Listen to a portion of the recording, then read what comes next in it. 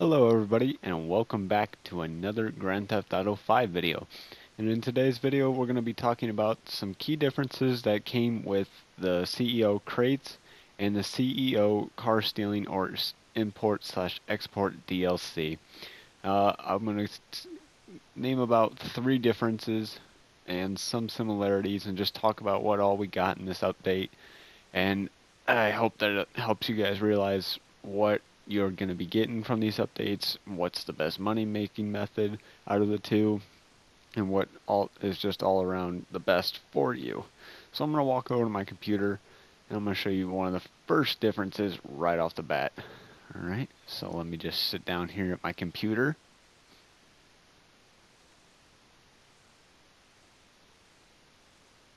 And there we go, get logged in. Alright, so the first difference right off the bat, you have to buy your cargo for the crates. With the cars, you don't have to buy them. Another difference right off the bat that I see is you can have options here to buy one crate, 2 crate, or 3 crates. Now you'll have to collect them all throughout the city, obviously, just like you do with the cars. But the difference is that with the cars, you can only get one car at a time.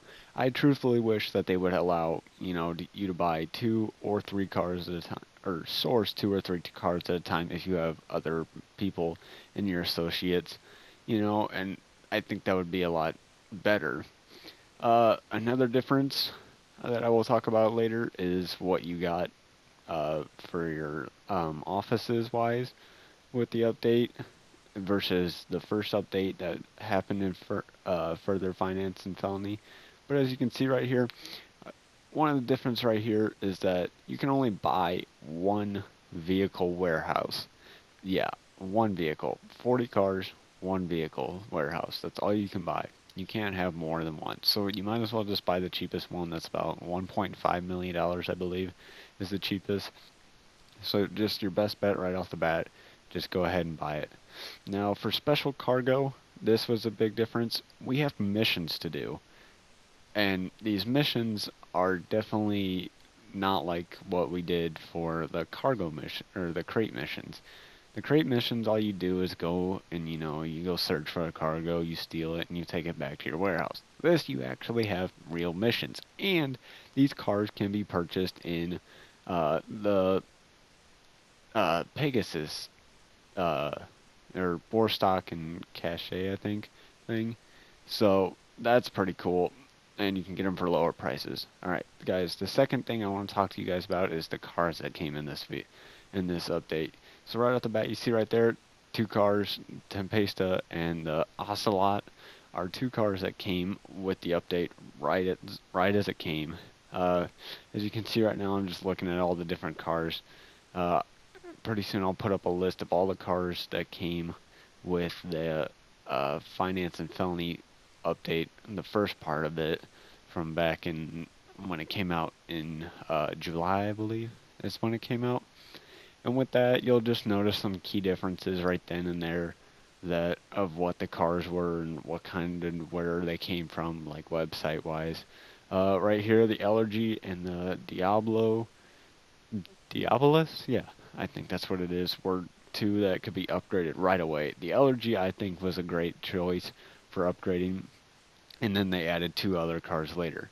Now here we have, I think it was 3, 6, 9 Pegasus vehicles is what you can buy at. That's a lot more than we got with the Finance and Felony Part 1. And with the Finance and Felony Part 1, you did not get the option to get a lower trade price like you do now. And that's a big difference, and that's going to save you guys lots of money when you do those missions and you unlock that option and everything. So that's going to be real good for you guys. Let's see. Alright guys, so here's the third and final thing I want to talk to you guys about. And that is what we got with these different updates.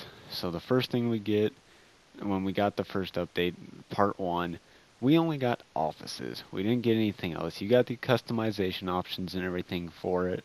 And with this update, you get 3 garages and a custom auto shop. That's just like It's a lot different, and it helps a lot. So you can have up to 60 cars in your garage. That's insane.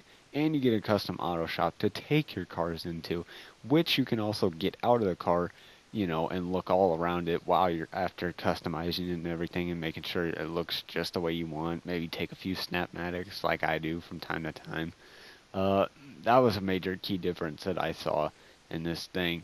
Uh, Another thing is that where you hold the cars, your Pegasus vehicles that you buy with this update go into the basement of the warehouse that you have bought. Now, I thought that was probably the coolest thing ever, that they will actually put it down in there and store them there. And, you get all this space. You get your custom auto shop, you know, you get all this warehouse space, and you can actually go and look at the cars, just like you could with the cargo, but the cargo is more, small and secretive, which kind of sucked. I wish they would maybe add a little bit more detail to that, but beggars can't be choosers, and you can't please everybody. So maybe they'll add that in the future. Who knows? I don't know what their plan is for this game. I hope they add more stuff that has to go along with this. Another thing here that you could do that's a lot different with this update is that when you sell your stuff, you can choose to upgrade it for more than it's worth. You can choose, you pay a little bit of money, just a small little money, 20,000 most, for these upgrades for these vehicles, and you make, you know, 4 or 5 times what you put into the car. But that's also, you also have destruction costs from when you go and you crash them, which is a lot different because with the crates you didn't have the destruction costs and you didn't also get the option to upgrade it. So in ways it balances out, but in all seriousness, and the best way for you to make money is definitely the import-export DLC, and especially today and tomorrow. Well, basically tomorrow now, because on Christmas. I hope you guys are also having a Merry Christmas, Happy Holidays, and everything. I hope you guys are spending good quality time with your family. But anyways, I I believe this is the best way to make your money. I mean, you're gonna make money like crazy. I've made about $4 million, and it only has taken me maybe 8 hours game time wise, because it's so easy to make these money. The best thing for you to do is get your friends. You all be different CEOs, but then you source cars, and you try to get every time you get a top range car, you just give it to your one specific person, so he can just keep filling up his warehouse until you fill him up, you know, and he gets all of his top range cars in there and it fills up, and then you go to the next person. And then when you go to sell, you know, make sure you have like a fifth player in there that's a totally different person, and the other four of you can go and sell. And if that fifth person's not in your organization, then the people that come after you in the game will not come after you anymore.